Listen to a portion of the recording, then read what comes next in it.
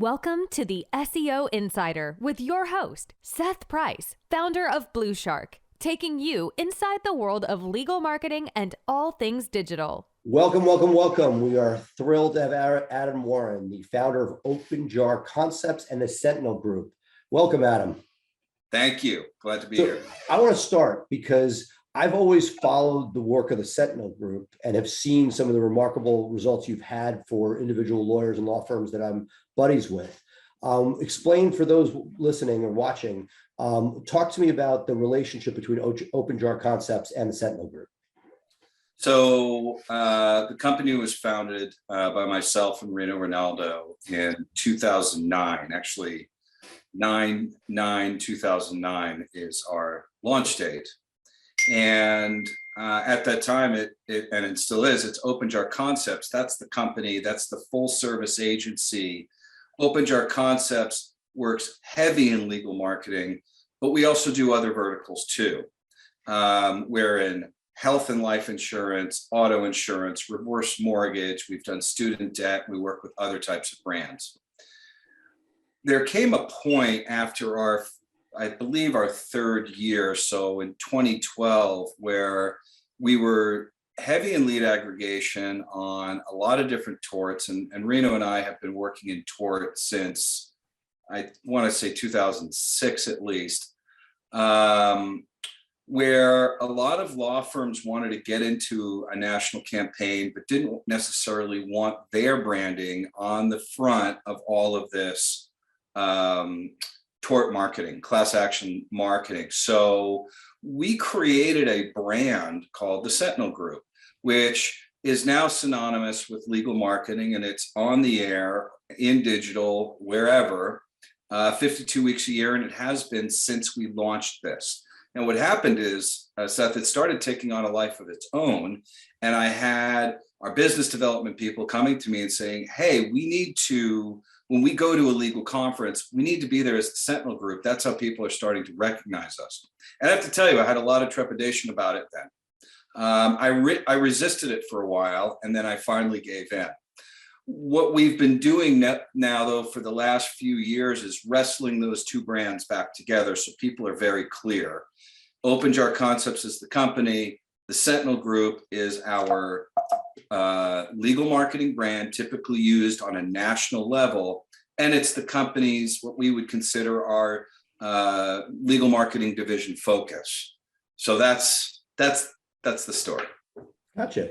So, the thing that I've seen from afar that you seem to have done particularly well at in a very crowded space has been mass tort case acquisition for firms. People that are like, okay, we have budget and we have a desire to do this efficiently.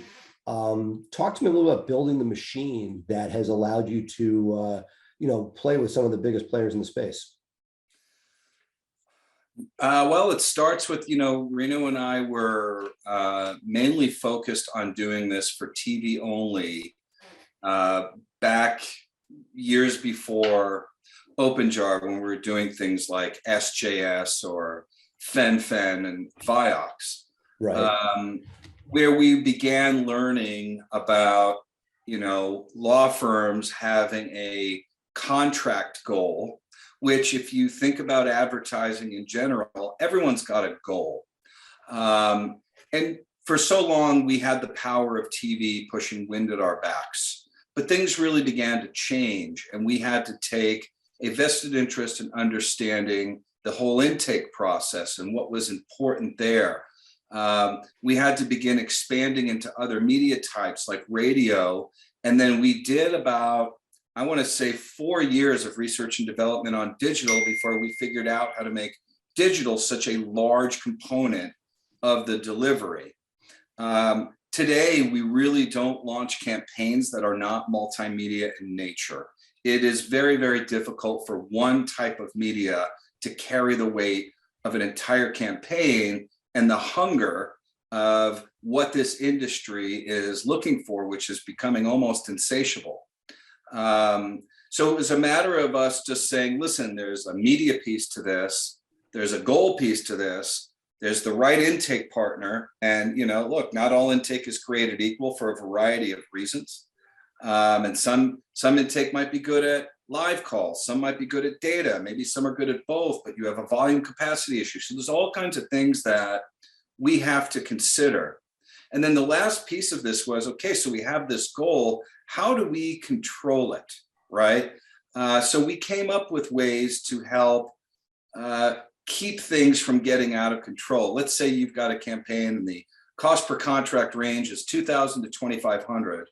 Well, we had to look at and say, okay, well, what happens when that range goes to 3,000? And so we created different ways to basically give back to the campaign to get the contract under control, what we would call a make good program, to get it under control. And reporting became very important. We have a report called the accountability report, meaning we want to be held accountable. We want to be transparent to our clients. And we generate those reports 2 to 3 times per week. Not all of them go to the client every single time, but it helps us internally to understand what's happening with the campaign in real time so we can manage it better. And it helps the client understand that, hey, we're watching this, we're counting your numbers, we see where you're going. And that's really how we've been able to take on, I would say, the level of clientele that we're taking on and produce the volume that we are, while keeping contract costs highly competitive. Are you doing the intake yourself, or do you use many of the high tier intake providers that are out there? We do not do the intake. We do not touch the calls. All calls, all data goes into a top tier intake partner that we will, align with at the beginning of the campaign. And we personally like, separation. No, understood. Because look, I wear a couple hats, right? My law firm, I feel like intake is 2 steps forward, 1 step back. My digital agency touches 250 law firms nationwide, and I get and respect why you handle it this way. We are having internal discussions about whether, particularly for paid search campaigns, we should require an intake service to be used, because what we are seeing is the agency of record will end up and taking the brunt for a defective intake group, which is frankly probably more often than not. Knowing, I think of myself as learned, I associate with the best leading thought leaders in the industry, but keeping that going.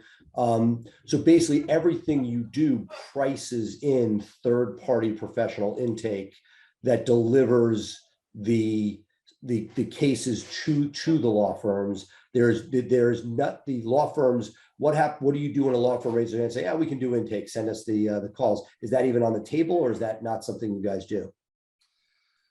Well, we do hear that. And there are a few firms, the powerhouse firms that have been doing this for a while, that have invested in the intake. And so we're comfortable with that. I think I heard, to your point, listen, when things are going great, we don't get much credit. And when things are going not great, we get all the blame. As the agency, which is what we consider ourselves first and foremost, is a full service advertising agency. As the agency, when we deliver our information, we do it in 2 ways. One, here's the cost of your contract range from a media perspective only. Then we have a second row that says, and here it is with intake. And so it gives us the ability to kind of show the client both ways, like, hey, maybe we see it, right? It sounds like a lot, but when you see it as a percentage of your media, it's really not as much. It's really not, but that's why I think we've got some favored nation negotiations that we've done with our intake, but based on the years of working together and the volume that we tend to send them. So you can see, like, hey, it's really not that bad when you consider how much it costs. The bulk of the case upfront acquisition is going to be on the media side. So then you've really got to try and align with a partner that's going to be fair to you on the intake side.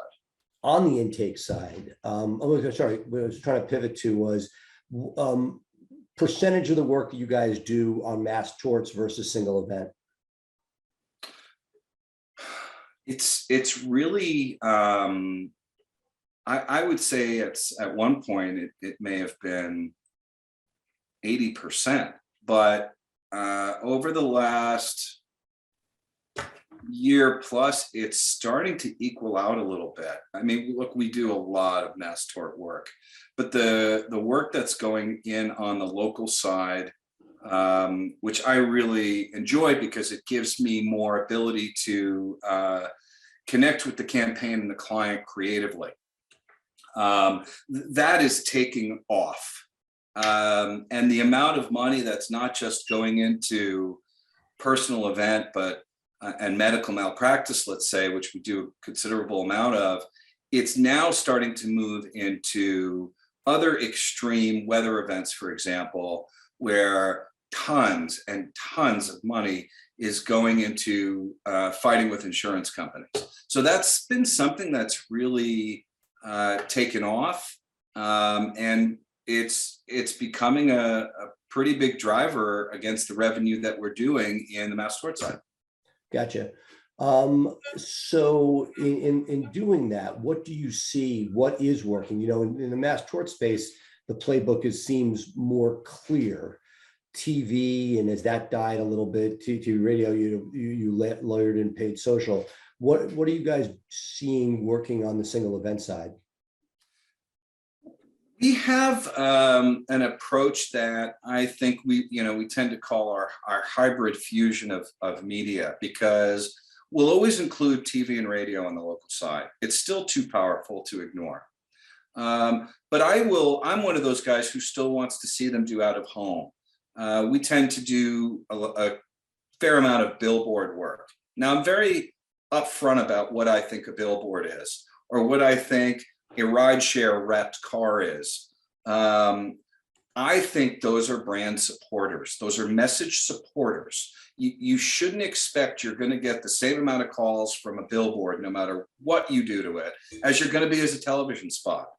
But what I do believe is, if it takes a consumer or potential plaintiff claimant 3 to 6 times to see a commercial before they will act, what if that billboard removes that number by 1x or 2x? Is it worth it? And our belief is yes, because we're trying to create familiarity and memorization and engagement with these callers, or these people who are going to go online to the lander and submit a form fill. And we're trying to accelerate the period of time for which that happens in, so we can get higher volume and spend less money doing it. And I'm a very, very big advocate of this. We will also do social media and try to create really compelling, freeze you in your scroll type of ads. We put a lot into that. And other things that, if it makes sense. We're getting ready to do a campaign that's such a finite amount of people we're trying to reach in a very tiny town. We're doing nothing but print and SEM. So we have to kind of look at every campaign, but there's yet to be a campaign we are doing in a local market where it's just one type of focus. There is going to be a campaign. I am going to start that way coming up here soon, but instead of just buying spots on air for the radio, where it just airs amongst other commercials, we're doing very targeted DJ reads. So that will evolve, however, into other types of media. But for the most part, if you're getting into the local level, you've got to figure out how many different ways you can touch your person that you're trying to reach and get in their soul. Because as I commonly will tell attorneys, and I'm sure they all understand this, if we're not talking about a mass tort and we're talking about personal injury, let's say, when they actually start seeing your commercials, there's a good chance they don't need you yet. But what we're trying to do is get them to think about you when you do. And that's exactly what brands are doing every day to us, right? Whether it's a food company like McDonald's, or Carl's Jr., or TGA Fridays.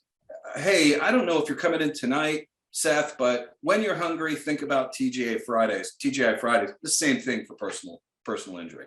Gotcha. Well, and we're seeing that, right? The biggest players, the Morgans, are doing that. They are becoming a point. I could tell when my kids know a brand, that becomes, I'm like, okay, somebody is spending enough money to get that out there. The debate that I have internally is we represent a lot of people where their budgets are not going to make them a household name. And so the question becomes, and again, depending on the size of market and what the competition is, et cetera, but there's a lot of people that advocate brand. And there's a lot of people in social right now. Speaking to other legendary people in the digital space, there's some that say, hey, I won't use paid social in the single event space because I don't see the ROI. Now you're saying something different. You're saying if you're doing TV and you have your bill and you're creating it, but is there almost like a minimum buy-in on single event before your structure works? Because from where I sit, if you don't have some sort of a beachhead and you put a billboard up, it's not going to resonate the same way as if you're reinforcing. If Fridays puts an ad on, if Tuesdays puts an ad on, and you've never heard of it before, it's not going to move you the same way as Fridays where you've seen this ad over and over, and it's just adding to that mental piece that's going to push you over the edge on Friday when you want to decide where to go. Is there a point where brand works? Because in my world, it's been such focused on search where at the time, spend your influence and money on the time when something happens, be there. Not that this doesn't work as a benefit where when you do have a brand, when BluShark has clients that are big TV players, they do it, somebody does a search, and is there a competitive advantage there because they're like, oh, here are 3 names, I've heard of this one before. So it's a double whammy, but is there a point where you have to get over before it really makes economic sense to go all in on brand? I think that if you are a firm in a local market, you have to first be aware of what you need to overcome, which is the local market biggest spenders, the Morgan and Morgans that are coming into your market, and what your most strategic response is going to be. I've been starting to spend a lot of time, since we're on this subject, of talking about the power of the branding. And for attorneys where I am focusing this energy, it has a lot to do with market connection and the story you tell. And whether or not that's a big expensive production or a lower cost production, how you connect yourself to your market is just about everything. So a lot of law firms think that it's all about money and repetition. And I would argue that to some degree, because to my point of when you see a law firm commercial, that's probably not yet the time in most cases when you need it. Therefore, if you put all of your money on the media and next to no money on the content that these people are going to see, the chances are that if when the person finally needs you and you look like every other commercial in the market, they're going to call the first one they see because they can no longer tell the difference. And there is definitely market saturation that goes on with lawyer spots all over the place. So how do you remember? To me, it's all about the storytelling. I would rather see law firms invest more in a really good commercial to establish that brand and lay down the gauntlet and spend less in media, because I believe the memorization is going to happen in less time and in less clearances through quality content that can then carry its way through continuity into everything else you're doing, big or small. Gotcha. So I mean, I look, respect that what you're saying, and I get it, which is, look, it sounds like you, at one level, you didn't say this, you could spend your way to repetition and brand recognition, but that's very inefficient. But that if you have a meaningful connection, and look, I struggle with this myself with firm price balance. We want to be like a legitimate, suited, authoritative law firm. and you see people that have some sort of personal connection, whether it be local athletes, whether it be stories with their parents, something that's personal, then it sounds like you could spend a heck of a lot less because you could enter the market with a meaningful message and not one that you literally through brute force have to embed in somebody's mind. Right. And, you know, look, when you're talking about a firm that has endless budget, I've seen them do both. They not only come up with compelling content, but they smash you over the head with it in terms of the amount of sheer media that they acquire. But if we're talking about firms that are somewhere in the middle or starting to get their legs, you're not going to be able to compete dollar for dollar. So you have to find another way. Right. It's like the Dollar Shave Club, right? They took like one stupid ad, but was compelling as all heck, and turned that into a $4 billion exit. Meaning it wasn't about the media spend. It was about creating that which again, easier said than done, Adam, right? I mean, what makes you guys, you know, it's what you're saying is spend more effort on crafting a message that resonates rather than just saying it's me too, I'm a lawyer, call me. Yes. And, you know, look, there are the standard story where you have the lawyer, the bookcase, he's dead serious and pounding his fist on the desk. We've seen that. I've also seen great spots where, you know, maybe they didn't have a lot of money for media.